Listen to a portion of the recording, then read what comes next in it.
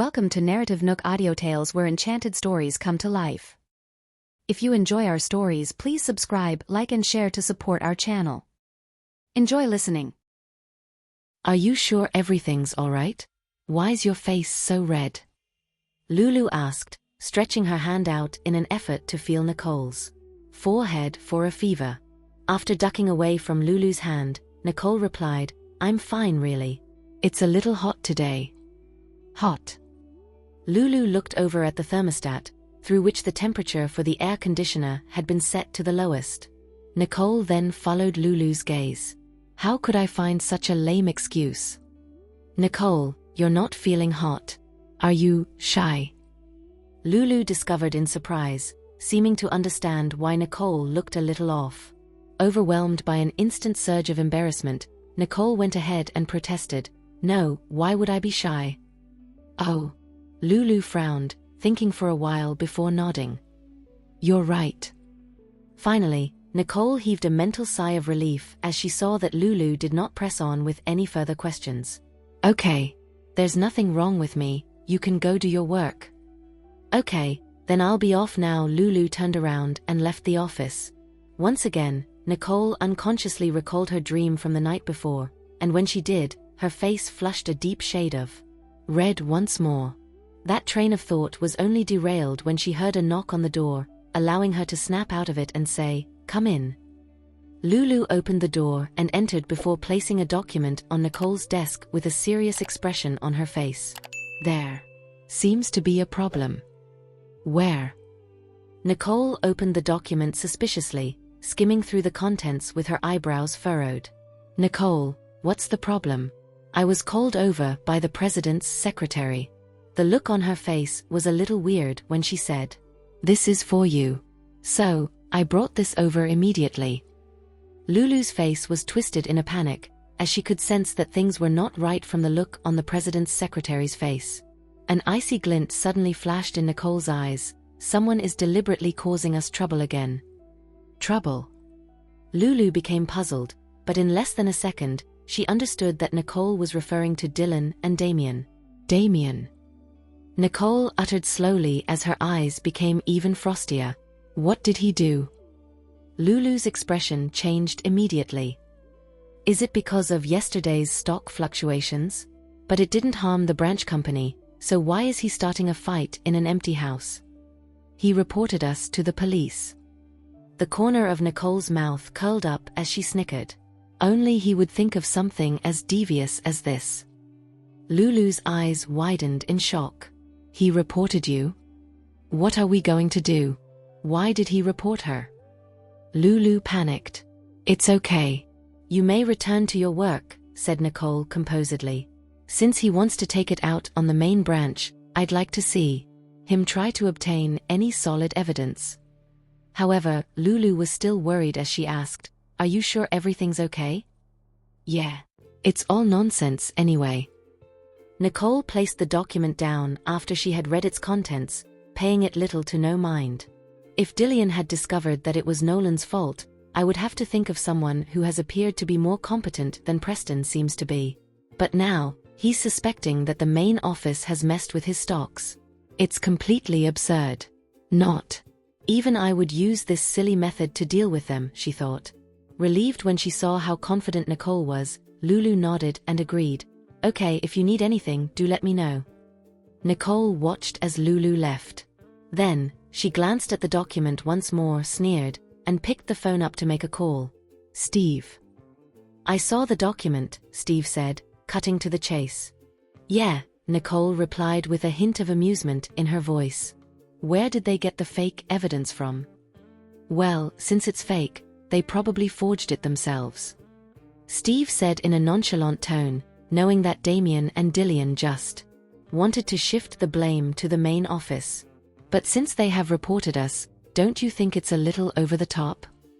Nicole asked, feeling a little puzzled with their actions. They even dare to report us to the police after fabricating evidence. Steve hesitated for a while before responding. I fail to understand how they've gotten a secretary to give you that document. I'd like to know how they've pulled it off too. Indeed, Steve felt that something was wrong. Why would Dylan dig a grave for himself? Steve, do you think someone has leaked the news to them? Nicole suddenly thought of a possibility. You mean that they have gotten someone to investigate and found some actual, solid evidence? If this is the case, then this is the only reasonable explanation I can think of. I know Dylan is suspicious of us, but to dig and actually possess evidence against us? He really isn't letting us off the hook, by the looks of it. Probably. Nicole sighed, feeling a little distressed. Does Grandpa know about this? It was a certainty that Nicole was not afraid of anything, but for these issues to reach the ears of her grandfather would be a little too much for the old man to swallow. After all, it was a battle between his sons and grandchildren. It's a rather huge piece of news, so I doubt it's impossible for him not to know. Steve's voice became low and heavy, as he too understood what Nicole meant. Nicole knew what Steve said was right. Okay, since things have already boiled over, let's just wait for the outcome. So, what are you going to do now? Steve asked. Nicole hesitated for a second, before narrowing her eyes and saying, let's just wait and see. Since Dylan is so determined to raise hell out of this issue, I can't let him off the hook so easily, she thought. Okay then, we shall wait and see, Steve said cheekily. Of course, who wouldn't want to watch some dramas unfold, right? Soon after they both hung up. Now Nicole knew Dylan's bag of tricks all too well, but still, she could not help to ponder, what evidence does Dylan have against us? What's the purpose of his plan? Is it for me, or for himself?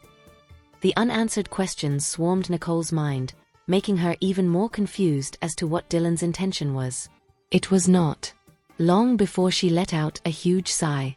Without my memories intact, it's definitely hard for me to endure life here in San Joto.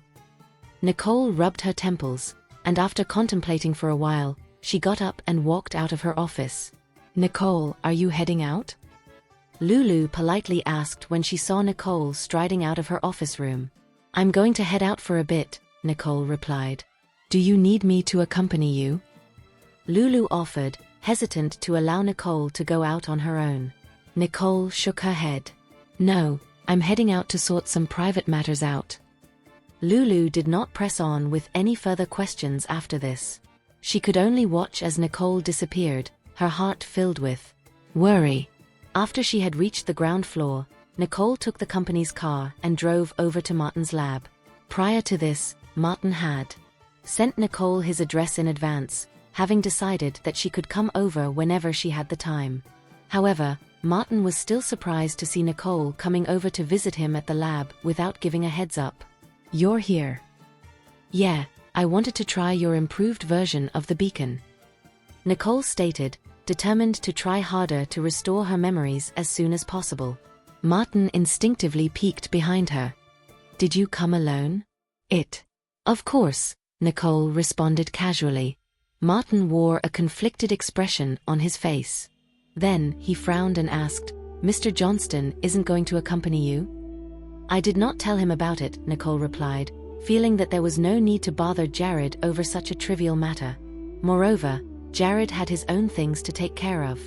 There was no way Nicole could request for his care and protection 24/7. But the treatment process will be tough. Are you sure you do not need Mr. Johnston to accompany you? Martin asked, wanting to reconfirm. He felt that it would be heartbreaking if Nicole had to go through everything alone. Nicole bit her lips. That was the exact reason as to why she did not want to tell Jared about this. She knew that it was going to be tough, so she did not want him by her side, where he had to bear witness of all of her pain. Jared would most probably be left heartbroken in the process. After taking a deep breath, Nicole said with a firm look, "It's fine. Let's begin." Seeing how determined she was, Martin could not help but do as he was asked. All right then. However, you must signal me to stop if it gets too agonizing. Okay. Nicole nodded in agreement. After that, Martin led Nicole to the lab and prepared her for the treatment. After having studied about the beacon, Nicole knew that the upgraded version was different from the previous version.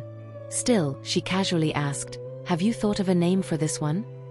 It would make no sense for them to simply name it as the upgraded version once it was released. Therefore, Nicole felt that it would be better to give it a new name. Martin lifted his lips into a smile and replied, "The previous version was named by you. Why don't you come up with a name for this version too?" "Me?" Nicole asked, feeling taken aback. Then, she shook her head. "Nah, you should name it this time."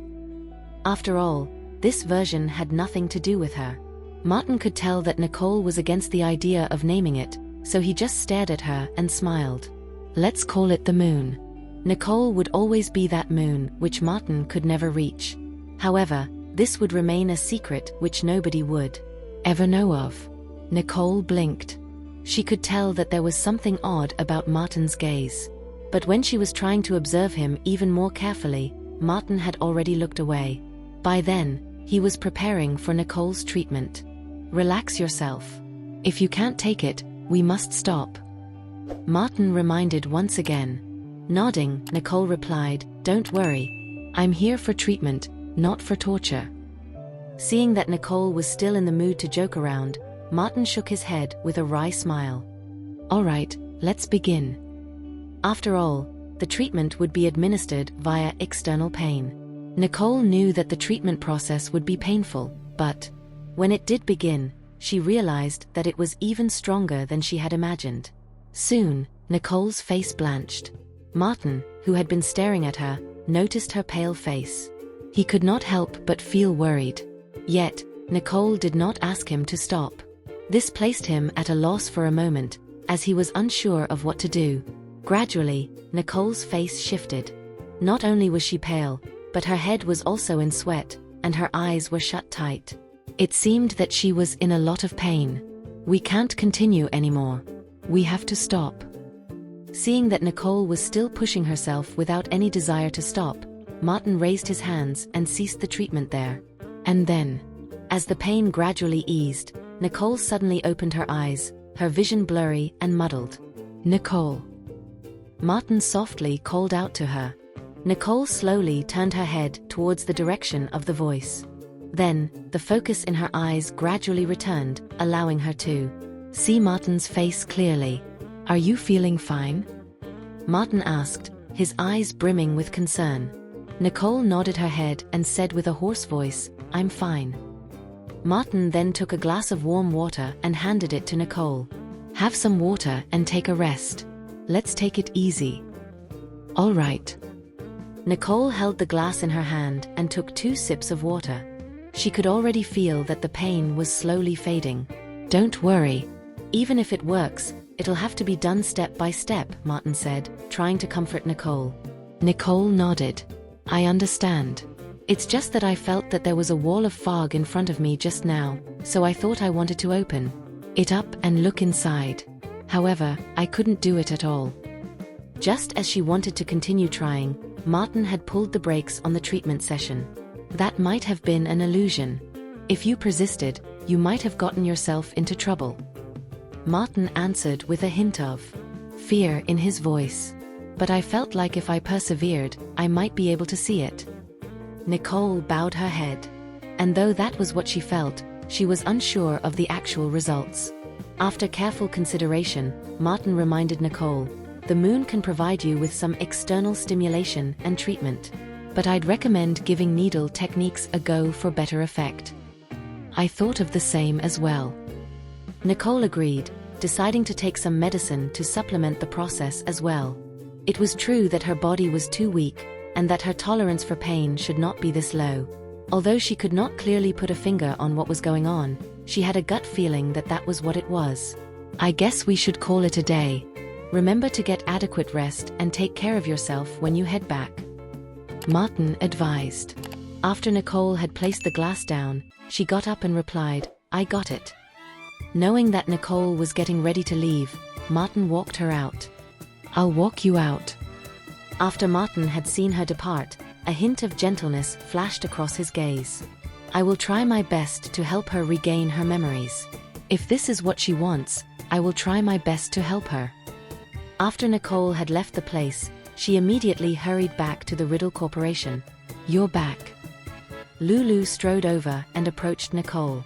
However, when she noticed that Nicole's complexion looked a little sickly, she began to feel worried. "Why do you look so ill? Are you feeling sick?" "I'm fine. Let's head to the office first."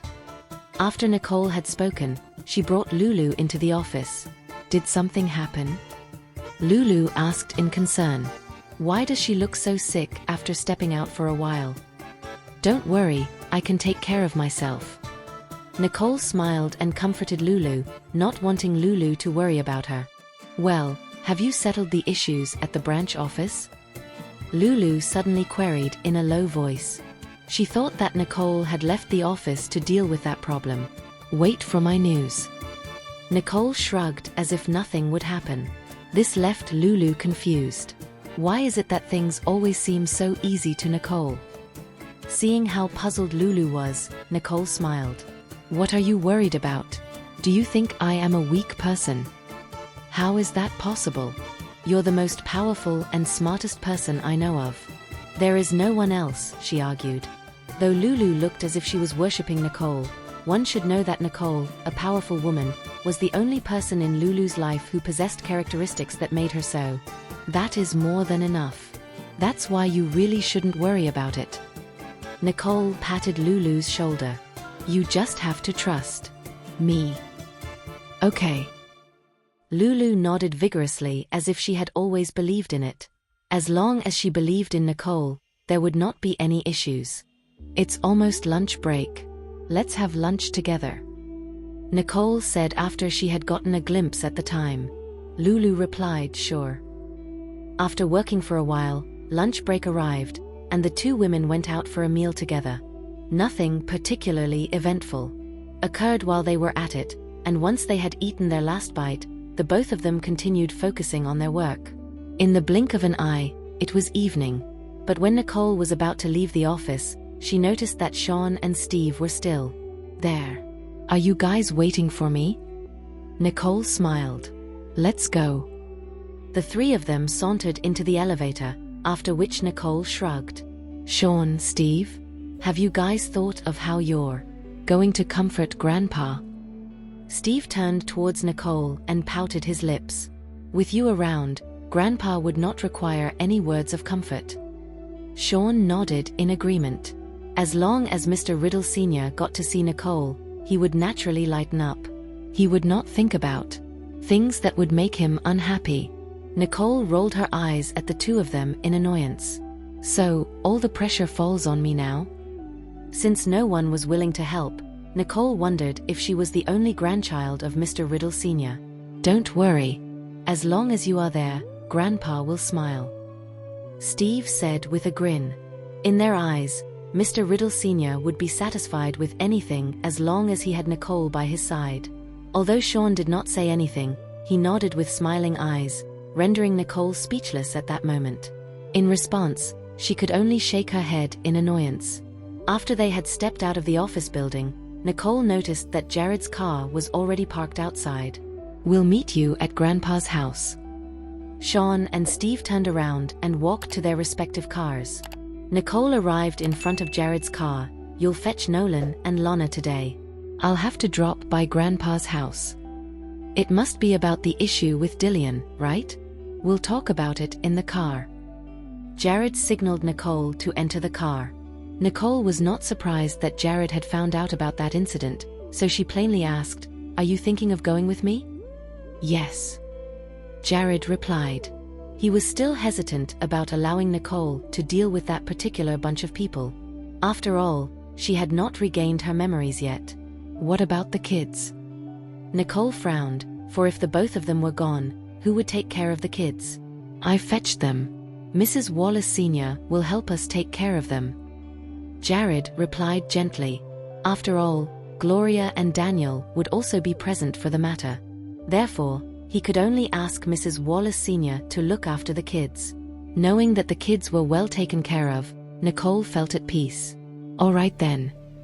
The car sped through the heavy evening traffic, and soon, they reached the Riddle family manor, the compound of which was filled with parked cars. From the looks of it, everyone should have arrived already. After Nicole and Jared had gotten down, they ambled into the house. As expected, the living room was very busy. Mr. Riddle Sr.'s 4 sons had brought almost all of their family members along. The only ones absent were Chloe, who had become a paraplegic, and Preston. The rest were all present. Nicole swept her glance over everyone in the house. Then, her gaze finally landed on Mr. Riddle Sr.'s face. "Grandpa," Nicole said softly. Then, she walked to the sofa with Jared. "You're here." As expected, Mr. Riddle Sr.'s gloomy face instantly brightened up at the sight of Nicole. Nicole seemed to have heard Steve's low laugh. She could not help but roll her eyes at Steve. Then, Nicole sat down beside her grandfather and went straight to the point. "Grandpa, you don't have to worry about this matter. The police will give us the justice we deserve." "Yes, I believe in all of you." Mr. Riddle Sr. had faith that Nicole would never do such a thing. After all, that trick was done clumsily. If it were Nicole, she would never let anyone catch her. After Mr. Riddle Sr. had finished speaking, he glanced at Damien and Dylan unhappily. The 2 sons' faces immediately turned sour, especially Dylan's. He gritted his teeth and said woefully, "Dad, you can't side with her indiscriminately. We're the real victims here." "That's right, Dad.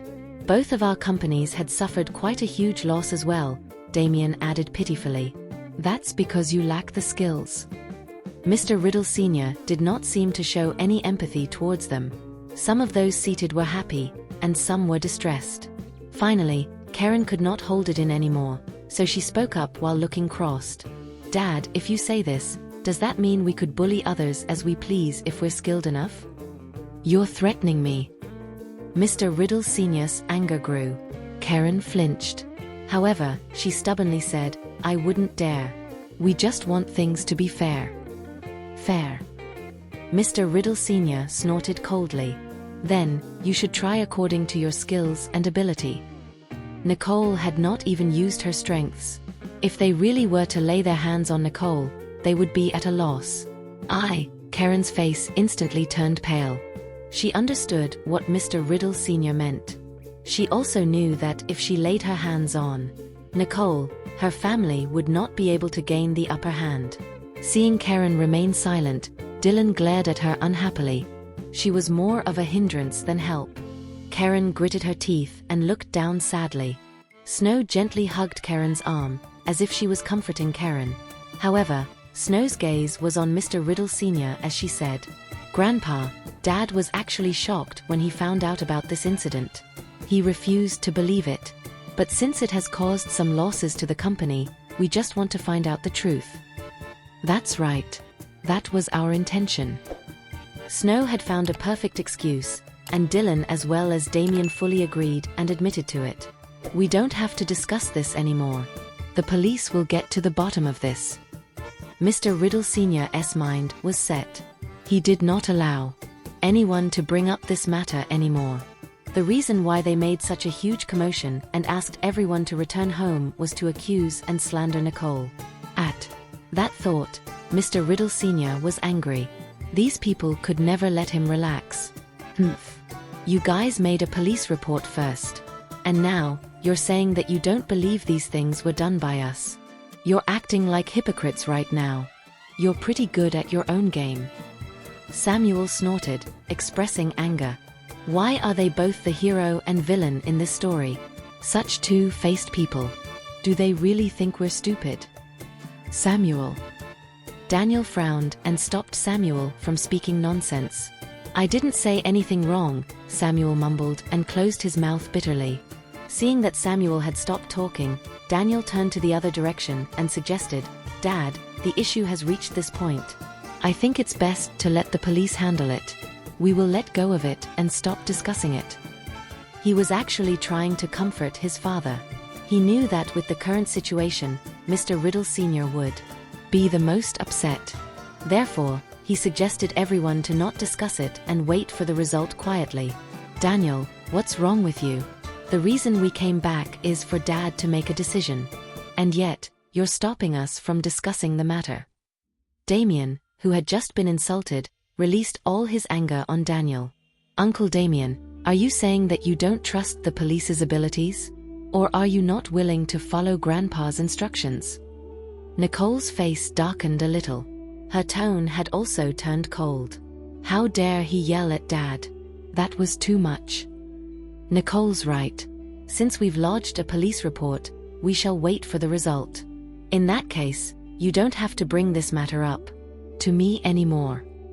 Mr. Riddle Sr. had decided. Mr. Riddle Sr. trusted Nicole. Even if Dylan and Damien said they had evidence, they would not have anything against Nicole. Grandpa, we're the ones suffering a loss here. Why can't you put yourself in our shoes? Rain was so angry that her face turned pale as she spoke. I thought that by gathering everyone, Grandpa would be fair. And yet, he's still siding with Nicole. All the evidence is pointing towards Nicole. Why is he still siding with her? Rain, I remember that when the branch office was in trouble, you asked Preston to return and help out. Why isn't he here today? What did he say at that time?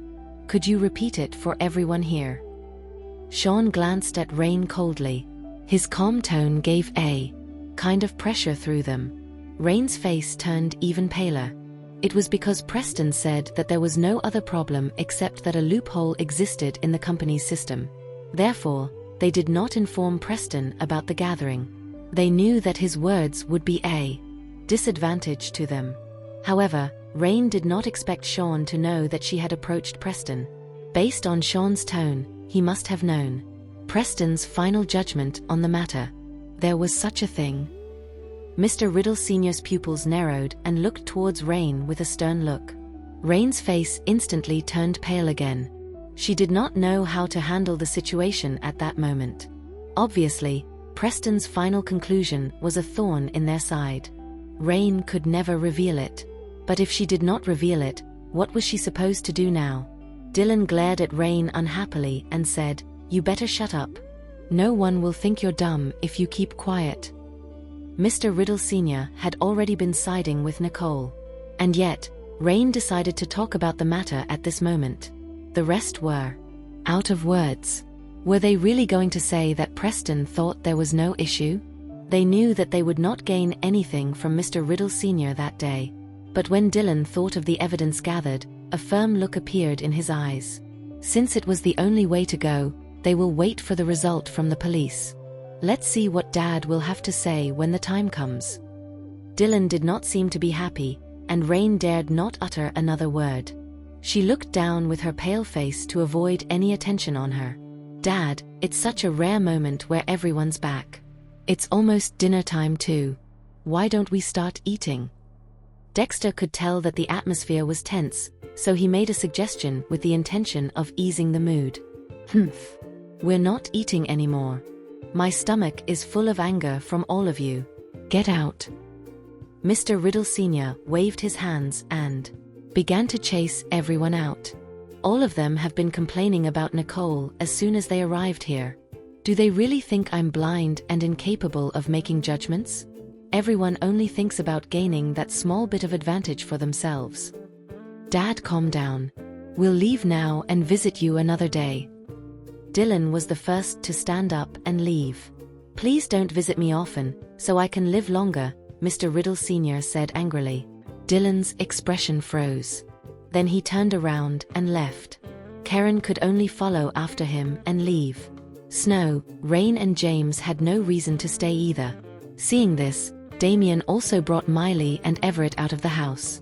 Dad, we're leaving too. Dexter did not want to anger Mr. Riddle Sr. as well. Dad, Nicole hasn't left yet. Let's stay. Emery did not want to leave yet. He looked at Nicole with some excitement in his gaze. Ever since Nicole had returned, he had not had a chance to talk to her. Emery. Dexter felt a little annoyed. He could only pretend to be strict and alert Emery. Don't you see that Grandpa isn't in a good mood? And yet, you're requesting to stay. It was Uncle Dylan and Uncle Damien who angered Grandpa, not us. Emery shrugged as if he had not done anything wrong. He seemed to be questioning why he should leave. Dexter's face darkened drastically, and he added with an even more stern voice, "Don't speak nonsense. Enough. Let's eat, Mr. Riddle Sr. said. Emery immediately turned happy again. He looked at Nicole blankly. Nicole, I need your help on a few things. What are they? Nicole was curious. What would Emery want her to teach him? Emery scratched his head awkwardly. I've just joined the company, right? But I just graduated not long ago, and I don't have any experience in management. So he has always admired Nicole's abilities, and he respected her a lot. Therefore, he had set Nicole as his target. He wanted to work towards becoming at the same level as Nicole. I heard you're doing quite well right now. Nicole curled her lips into a smile. She knew that Emery joined Dexter's company, and his performance was pretty good. But I want to do better. Emery seemed to be waiting for something. That's true. He had been saying that you're his inspiration to work harder. Actually, the previous time I mentioned thanking you personally was partly because of Emery as well. Since the conversation had reached this point, Dexter revealed everything. It was only then that Nicole finally understood why Dexter insisted on thanking her. Initially, she thought that Dexter was being very polite. So, this was the actual reason. I'm not good at managing a company. Emery's focus is on games, so Emery is my only hope. Coincidentally, he has an interest in it as well. So, I hope to see if he can improve in this area. After all, Dexter would not have the ability to teach Emery. So, he wished that Emery could learn from Nicole, and he was more than happy to have that arrangement. I see. It's good that you're self-motivated. Mr. Riddle Sr. nodded happily. He felt comforted that his youngest grandchild had the heart to join in the company's management. This was unlike the rest of his grandchildren. Mr. Riddle Sr.'s gaze scanned across Stanley, Spencer, Samuel, and Emery, and these boys subconsciously looked down. They were pretending as if they had not heard anything. After all, Mr. Riddle Sr.'s threatening gaze was quite scary. They were indeed uninterested in managing the company, as they only want to do the things they like. Other than that, they think that they were quite successful already, so naturally they did not want to go home and suffer. Dad, it's a good thing that the kids have their own opinions. Let them be. Daniel comforted Mr. Riddle Sr. as he spoke. Each kid had their own achievements, and that was good too. After all, there was only one company and one Riddle family. It would be better to have this than have everyone fighting for the company. It seemed like Mr. Riddle Sr. understood Daniel's words, so he let out a sigh. Grandpa, I'm hungry. Let's eat. Noticing her grandfather's sadness and melancholy, Nicole diverted his attention. All right, let's eat. Hearing that Nicole was hungry, Mr. Riddle Sr. immediately ordered the other two families to eat at the dining room. During dinner, the men discussed work while Gloria and Emma chatted about family matters. Everyone was having a satisfying meal. Grandpa, I'll take care of the incident. So, you don't have to worry about anything. You don't have to bother about it as well. If you think it's too boring to stay at home, you could visit the office, Nicole advised Mr. Riddle Sr. in hopes that he would let go of the matter. All right, I trust you. Mr. Riddle Sr. still valued Nicole a lot. He did not believe that Nicole would do such a thing. And he also had faith in her that she would handle the incident well. After they were done with dinner, they left the Riddle residence accordingly. In the car, Nicole turned and looked at Jared. Why didn't you say anything? Jared was as quiet as a shadow today. He was just sitting next to her without uttering a single word, but he still somehow gave her a sense of security. Jared looked down at her and said, "You did an amazing job." In fact, even if he was not present that day, Nicole would have also done a tremendous job by herself. Nicole shrugged. These people only have one goal anyway. In short, they only had their eyes on the benefits, which was not unusual. Yeah, you're right. Jared nodded. Nicole has already seen through those people. But where do you think they got their so-called evidence? Nicole frowned slightly. She recalled that Dillian looked confident in himself as well. Everett gave it to them, Jared answered steadily, with a cold look in his eyes. Everett? How? She was shocked and wondered. On top of that, how does Jared know about this? She was both shocked and confused. Jared held her hand gently. It might be a coincidence, Jared explained softly. Nicole finally understood now. So, he tried to follow us after we saw him the other day. Thankfully, Jared had sent someone to stop him. Otherwise, Everett might have already found out about Nolan and Lana. After this incident, Jared also sent people to keep an eye on Everett, which was when he found out about Everett's plan. Dylan initially had this in mind as well, but Everett noticed his plan. So, he deliberately let Dylan find out about the evidence that he prepared, misleading him into thinking that there was something fishy about you. Jared's gaze was cold. What a scheming guy, that Everett, Nicole scoffed. If Dylan succeeded, Everett would gain from it too. But if Dylan failed, Everett would not be caught in the blame. He's smart, all right. Unlike Dylan, Everett knew how to lay low. Nicole smirked and said, "Unfortunately for him though, you're in the picture." Everett would have never expected Jared to find out about his plan. This only meant one thing: his plan was going to end before it even began. Between those two, you should be more alert about Everett, Jared reminded her. Yeah. Nicole nodded seriously. She initially thought that they were all on the same level. But after this incident, she realized that Everett was not as simple as she thought he was. At the same time, somewhere else, Dylan's family had already returned home. As soon as he stepped into their house, he went crazy. "What's the point of lashing out at us? You know how Dad is biased toward that freaking Nicole," Karen fired back. "Dad, didn't you get the evidence already? Grandpa won't be able to side with Nicole this time," Snow consoled Dylan with a gentle tone. "Yeah, Dad. Let's come up with a plan to destroy Nicole forever.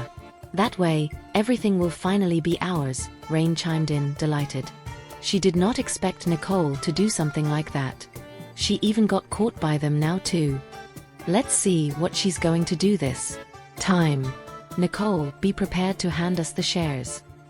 "But there's nothing wrong with the evidence, right? Why isn't Nicole panicking at all?" Karen asked in concern.